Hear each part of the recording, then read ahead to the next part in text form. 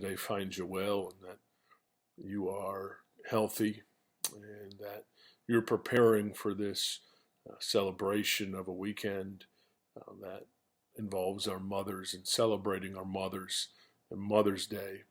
Um, I pray that you are going to join us for our drive-in service on Sunday and that you will be blessed. If you can't be there, join us online. And I know that you will be blessed with what God is going to do in our Mother's Day service. But today, I just want to spend a few moments, I won't be long, I'll be brief today, on the simple topic of Rebecca, the mother who believed. In spite of adversity, in spite of failures, in spite of difficulties, in spite of everything that happened throughout her life, she believed that God was in control. I'm not advocating everything that she did, and I will talk about that. I'm not advocating deceiving someone, but she believed in the principles of the Word of God, and she believed in the spoken Word of God, and she believed that if God said it was going to have it happen and promised that it was going to happen, that it would be fulfilled. She was a woman of great faith and a woman that trusted in the Lord, and I pray that we would be people and men and women of great faith, that if the Lord tells us that something is going to be so, that we would believe that it would be so, and that we would believe that God can do it, no matter the circumstances, no matter the situation, no matter that comes our way. And that's who Rebecca was. She was a woman of great faith who believed that God could do anything despite the circumstances surrounding it. Rebecca was a woman that obeyed God, and she obeyed God's voice. And she obeyed God when Isaac's servant told her of a man who wanted to marry her. I can't even imagine, as she went to the well that day, that she thought that she would be carried away that day to meet her future husband. But as she obeyed the voice of the Lord, that is truly what happened. And the Bible also tells us in Genesis 25 that when Rebekah became pregnant, she could feel the babies jostling within her. And when she asked the Lord why this was happened, he answered her, two nations are in your womb, and two peoples from within will be separated. One people will be stronger than the other, and the older will serve the younger. And in that time, the older would have never served the younger, and the firstborn son would have inherited the best of everything. So, because of that, Rebekah knew that this was a word from God and knew that it had to come to pass as it was said. And when Isaac was old in his age, she went to Esau and went for him to hunt and prepare food so that he could receive what was rightfully his, even though that he had sold it away, and Rebekah knew that.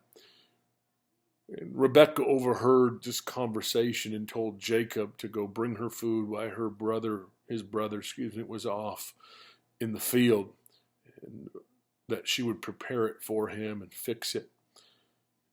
Jacob, when he went in and was unsure about deceiving his father, but Rebekah responded to him in Genesis 27 and said, "My son, let the curse fall on me. Just do what I say. Go and get it for me." I think it is safe to say that she remembered and took very seriously that God had spoken to her during her pregnancy. And Rebekah risked deception to follow God's promise because she believed that it was true. I want to note that God did not call Rebekah to deception, but God in sovereignty, despite good or bad choices we make, allowed it to happen. And God's plan unfolded exactly as he had told her. And later her son would wrestle with God and be given a new name, and that name would become Israel, and he would become the father of many nations. And I just wanted to bring to light that it doesn't matter, and I've already talked about it, your circumstances. It doesn't matter where you are. It doesn't matter what you do. I know a God that can do whatever you need.